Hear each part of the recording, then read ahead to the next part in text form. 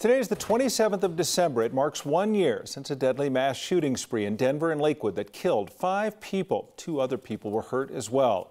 The shooting spree lasted 45 minutes across multiple locations. It started at Soul Tribe Tattoo on South Broadway in Denver. It ended when Officer Ashley Ferris, an officer with Lakewood Police, shot and killed the suspect in Belmar. She was also hurt in that shootout with the suspect. The suspect did kill 3 of the 5 victims in tattoo shops and even wrote about some of the attacks in his misogynistic and dystopian fantasy books. Today we're remembering the 5 people who were killed. Alicia Cardenas owned Soul Tribe Tattoo Shop and worked there along with Alyssa Gunn Maldonado. Both of them were killed. Maldonado's husband was also hurt. Danny Schofield worked at Lucky 13 Tattoo and Piercing. Sarah Steck worked at Hyatt House, where she was killed. And Michael Swinyard was killed inside of his condo near Cheeseman Park. A year later now, families of the victims are still grieving, still trying to understand why someone would do this. 9 News reporter Cole Sullivan spoke to one family, and he joins us now. Cole?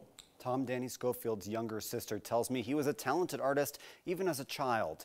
Tattooing was the perfect job for him. He died at work at the Lucky 13 parlor in Lakewood. The suspect you see here walked into the shop with his gun drawn and only spent 10 seconds inside. His sister says Danny and the suspect had worked together briefly years before, but he never mentioned him again. April Potter says she spent the past year mourning her best friend.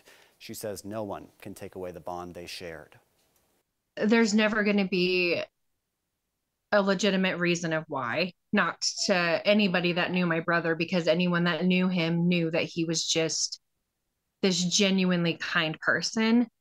And so the why is never going to make sense to any of us, you know. April says she'll forever cherish the memories they shared together. But a year since Danny's death, she says it's hard to know they'll never make another memory together.